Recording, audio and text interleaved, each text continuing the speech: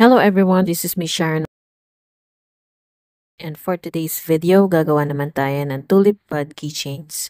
Itong project na to magandang gawin lalo na kung marami kayong scrap yarns kasi konti lang yarn naman ang kailangan mo dito.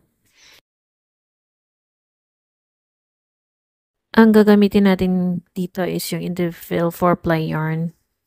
Nakita nyo naman konti lang na yarn ang gamit ko pero may na tira pa dito. So nakagawa pa akong isa pa. So mag-chain tayo ng 16. After that, mag-work tayo ng 1 single crochet dun sa pangalawang chain. So, bali skip natin yung isang chain. Tapos, mag-work tayo ng 1 single crochet. Next is, mag-work naman tayo ng half double crochet. So, patas na patas yung stitch natin. And then, susunod is, mag-work tayo ng tig-isang double crochet doon sa susunod na 3 chains.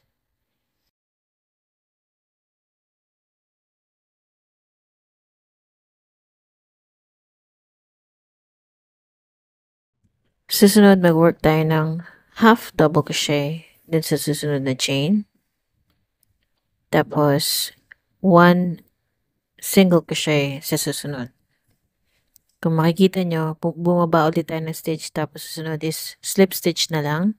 Uulitin natin. So, mag-work tayo ng 1 single crochet, 1 half double crochet sa susunod. Tapos, dun sa tig-isang 1 double crochet dun sa susunod na 3 chains.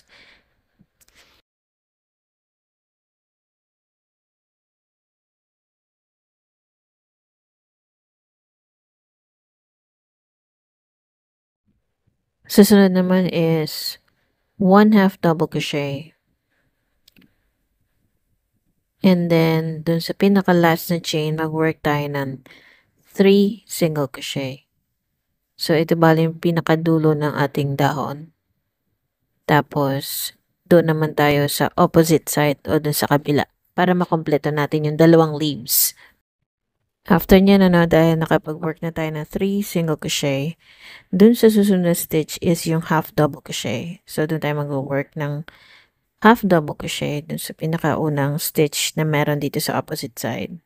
And then, kung ano yung meron na stitch dun sa katapat niya, yun din. So, 1 double crochet dun sa susunod na 3 stitches na katapat. So, kung ano lang ang stitch na nasa katapat niya, yun lang ilalagay natin. Tapos, susunod naman is 1 half double crochet. And then, alam nyo na, susunod naman is 1 single crochet. Tapos, mag-work din tayo ng slip stitch doon sa katapat niyang slip stitch. Tapos, ulitin lang natin hanggang sa makarating tayo dun sa dulo.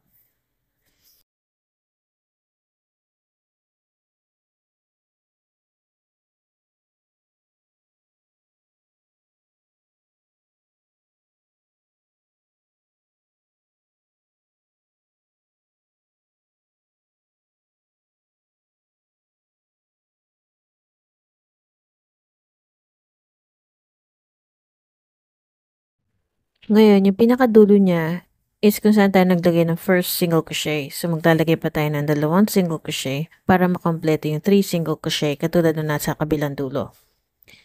After nyan, mag-slip stitch tayo to end the round. Or yung katulad ng ginagawa ko, nagkakataw ng yarn tapos nagagawa ko ng fake na chain sa ibabaw ng second na single crochet. Para ano siya? Para nakatago yung join niya.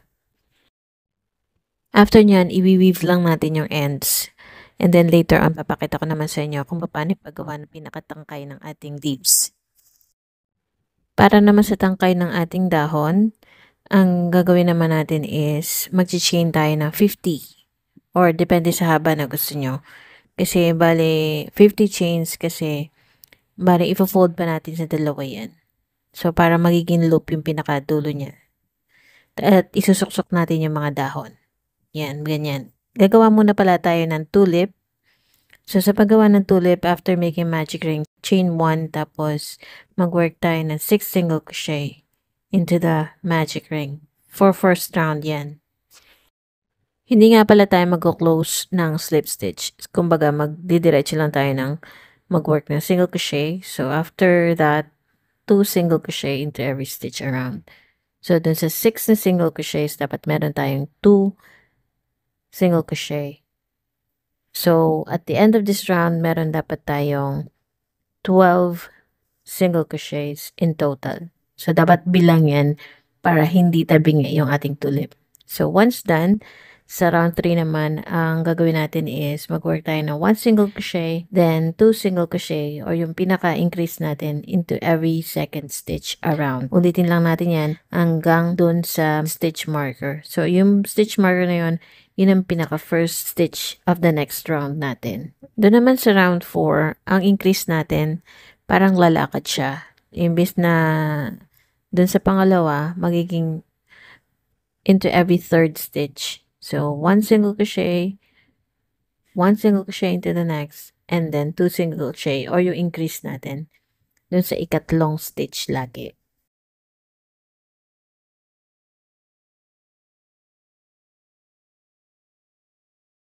So, itong increase ginagawa natin para lumapad or lumaki yung ating tulip. Pwede nyo namang i-adjust or lakihan nyo hanggang sa makaabot kayo dun sa gusto nyo.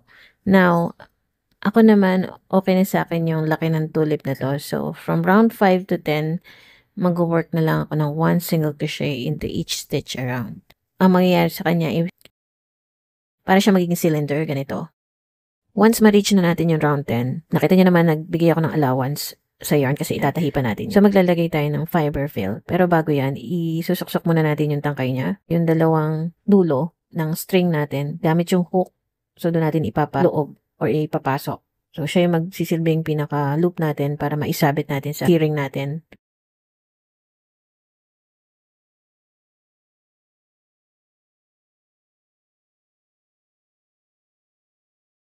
After nyan, saka natin didikit or ipapasok yung tulip one by one.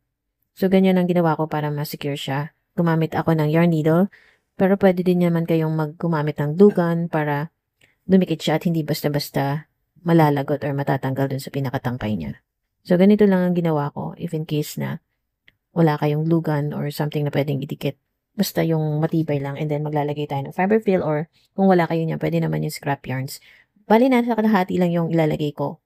Kasi gagawa tayo ng pinaka-top part ng tulip. Yun yung magdi-design ng tulip bud niya. So, ganito yung pagtahi. Umpisa sa pinakagitna. Hahatiin mo, make sure na nasa gitna. And then, yung kabila naman. Yung opposite side niya. Para mag-create siya ng parang bud ng tulip. So, yun ang pinakasikreto doon. And, huwag niyong pupunuin yung tulip bud. Huwag niyong pupunuin masyado ng fiber fill para hindi siya lalabas or makikita dun sa stitches. So, importante din na sapat lang ilalagay mo. And then, pinapadaan ko siya yung yarn doon para ma-secure at di basta-basta matanggal yung ibabaw niya, yung tahi sa ibabaw. So, ganun lang. After niya ilalagay na yung isa, tapos ayun, pwede niyo nang ibenta or gawing keychain or pwede ipang gift dun sa loved ones.